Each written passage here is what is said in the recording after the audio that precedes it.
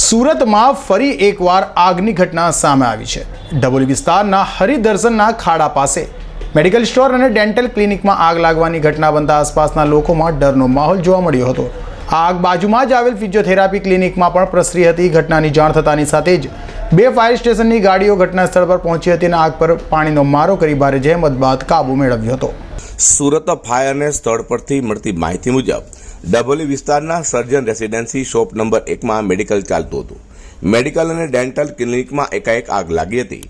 Dental ક્લિનિકની બાજુમાં આવેલા Saraswati physiotherapy ક્લિનિકમાં પણ આગ પ્રસરી હતી। મેડિકલ સ્ટોરમાં લાગેલી આગ બાજુમાં પ્રસરી જતા ભયનો માહોલ જોવા મળ્યો હતો। આસપાસના લોકોને જાણ થતાની સાથે જ ફાયર વિભાગને પણ કોલ કરીને જાણ કરાઈ હતી। ફાયર ઓફિસર રમેશ સેલરે જણાવ્યું હતું કે અમને કોલ મળતાની ગણતરીની મિનિટોમાં જ ડભોલી હરિદર્શન ખાડા નજીક અમે પહોંચી જવા પામ્યા હતા। શરૂઆતમાં આગ મેડિકલ સ્ટોરમાં લાગી હતી, જેમાં મેડિકલની દવાઓ અને કોસ્મેટિકનો જથ્થો બળીને ખાખ થઈ જવા પામ્યો હતો। તેની બાજુમાં જ હરેકૃષ્ણ ડેન્ટલ ક્લિનિક અને સરસ્વતી ફિઝિયોથેરાપી ક્લિનિક પણ હતું।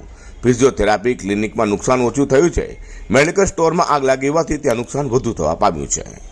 ઘટના સમયે ક્લિનિકમાં કે મેડિકલ સ્ટોરમાં કોઈ નહોતું, જેને કારણે કોઈ જાનહાની થઈ નથી।